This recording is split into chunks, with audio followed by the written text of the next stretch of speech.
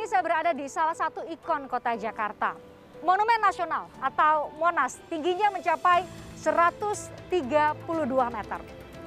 Tapi tahukah Anda, tinggi atau timbulan dari sampah dalam kurun waktu Oktober hingga Desember 2021 saja yang dikeruk dari sungai-sungai di Jakarta, timbulannya mencapai tinggi sama dengan Monas, 132 meter.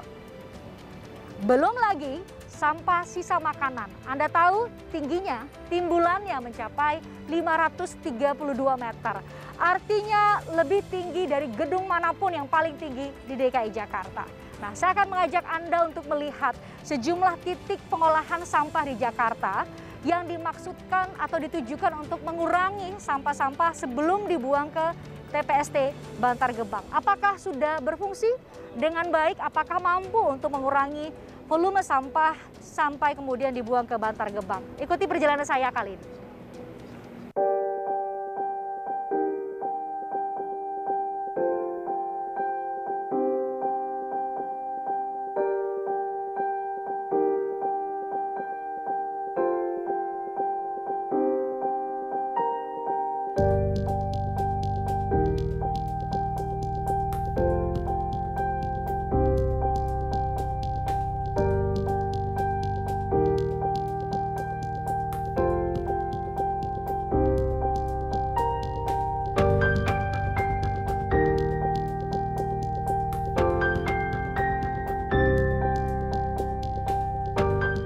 Nah, kalau saya lihat sih di sini sudah ada aktivitas pengolahan sampah ya. Ini sepertinya sih sudah mulai memilah, tapi apakah ini jadi bagian dari fasilitas pengolahan sampah antara?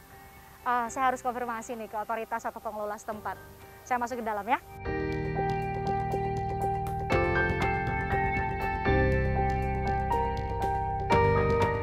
Halo Pak Christian, Pak, dari TVRI Pak. Dengan Bapak? Dengan Pak Alimin. Oke, Pak Alimin. Kali ini saya lagi mau lihat FPSA, Fasilitas Pengolahan Sampah Antara. Ini tempatnya? Ini bukan, ini Dipo. Ini justru Dipo ya? Dipo. Tapi sudah ada aktivitas pengolahan sampah di sini? Dipo memang tempat pengolahan sampah. Oh, Dipo sampah.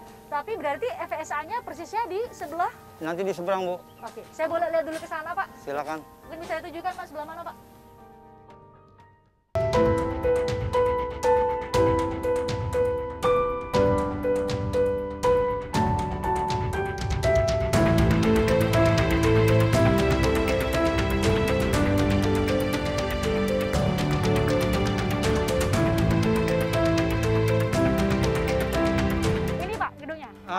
Ini yang akan rencananya akan dibangun FPSA.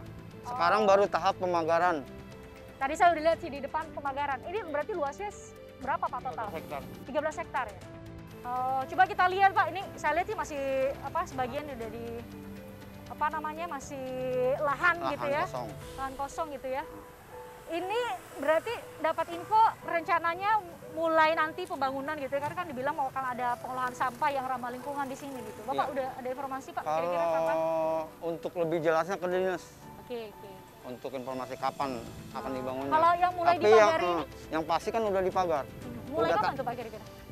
Sebulan yang lalu. Sebulan yang lalu ya.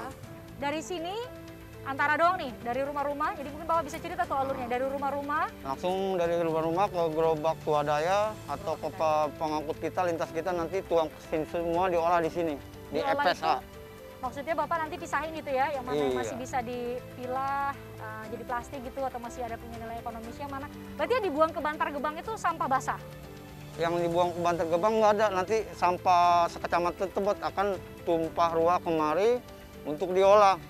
Oh, jadi sebisa mungkin nih ada pengurangan nih, jangan sampai ke TPS Bantar Gebang. Bantar Gebang.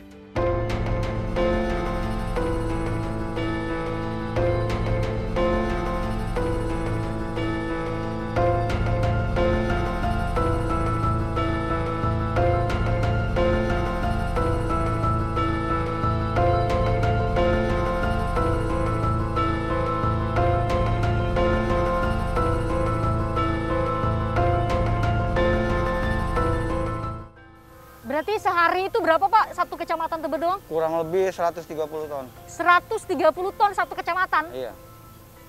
Aduh, nyampah banget kita Pak warga Jakarta. Itu baru satu kecamatan, belum satu hitungannya satu wilayah Jakarta Pusat, Jakarta Selatan, Jakarta Timur. 130 ton. Ngumpul di sini di Dipo untuk sementara. Kalau yang di Dipo nggak segitu, jadi ada beberapa wilayah yang langsung ke Bantar Gebang. Oh, kalau ini khusus? Kayak sampah pasar kan langsung ke Bantar Gebang. Oh, tapi nanti kalau FSA ada, semua di sini dulu. Gitu ya. Kalau sekarang berarti ini di wilayah yang di Dipo ini yang wilayah? Tebet Barat sama Tebet Timur. 2 kecamatan? 2 kelurahan. Oh, 2 kelurahan. 2 kelurahan setiap hari? Masuk ke sini berapa tuh? Sekitar, ya kalau satu armada itu 10 ton, sini kita ada 9 armada, 100 ton lah. 100 ton, 2 kelurahan sudah 100 ton. Kebayang nggak akumulasi semua kelurahan di Jakarta? Kurang lebih Pantesan segitu ya. Nyampe sana, itu udah ada pengurangan loh, nyampe Bantar Gebang itu 7.800 ton sampai 8.000 ton tuh Pak.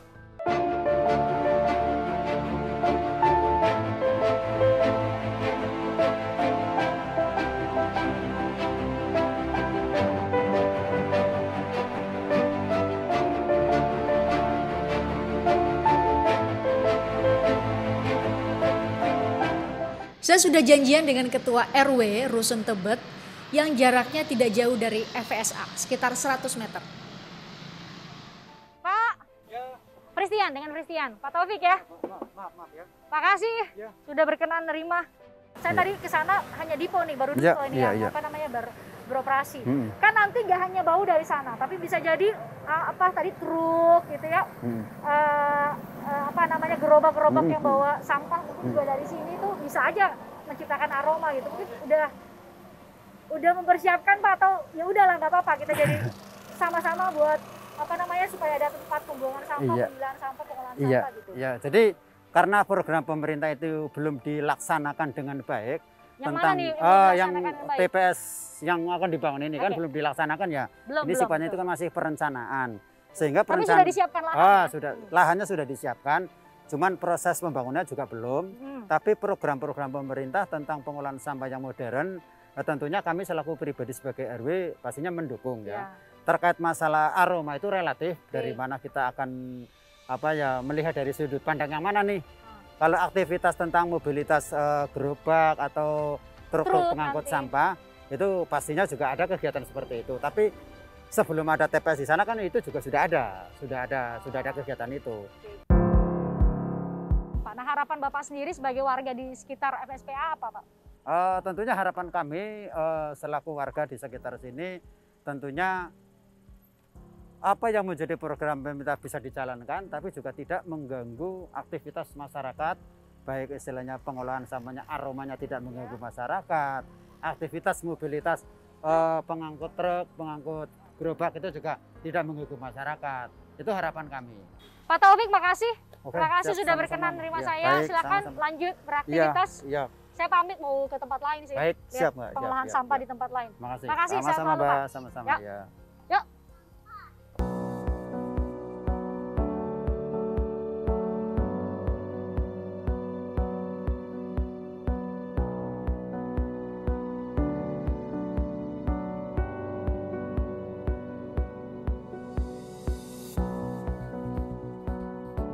Nah, sekarang saya sudah di tempat pengolahan sampah lain.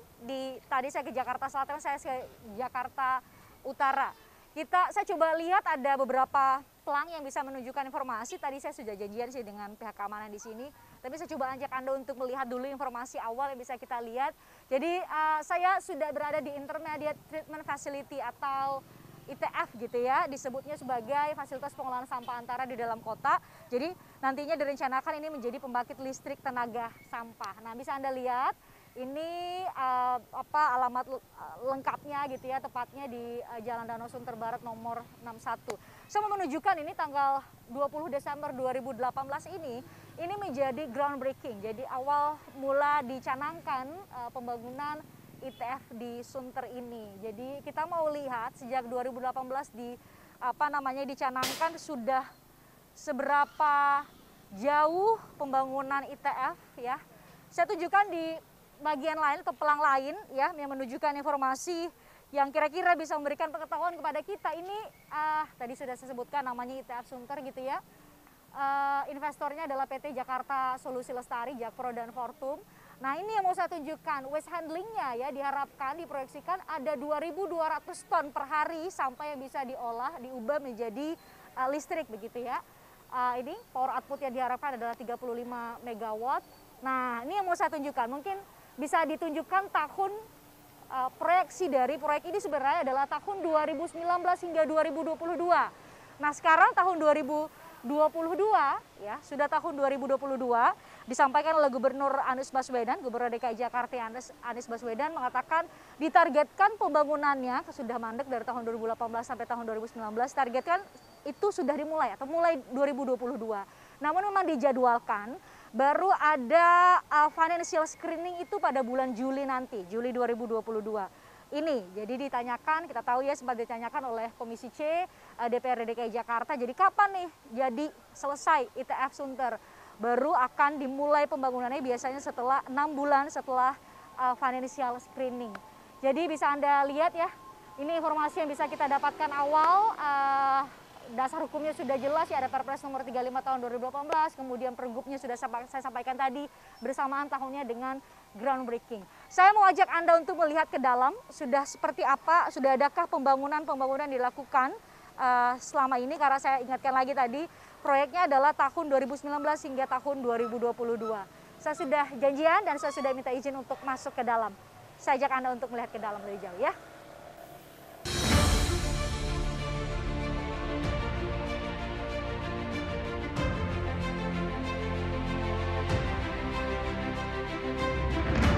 Lahannya memang buat ITF? Iya. Tapi untuk sementara dipakai buat barang dari JIS. Dari JIS, Jakarta International Stadium. Saya mau tunjukkan pada Anda nih, saya mau tunjukkan. Mohon izin ya Pak Wiryono ya, saya mau tunjukkan sebelah sana. Mungkin kita arahkan kamera ke sini ya.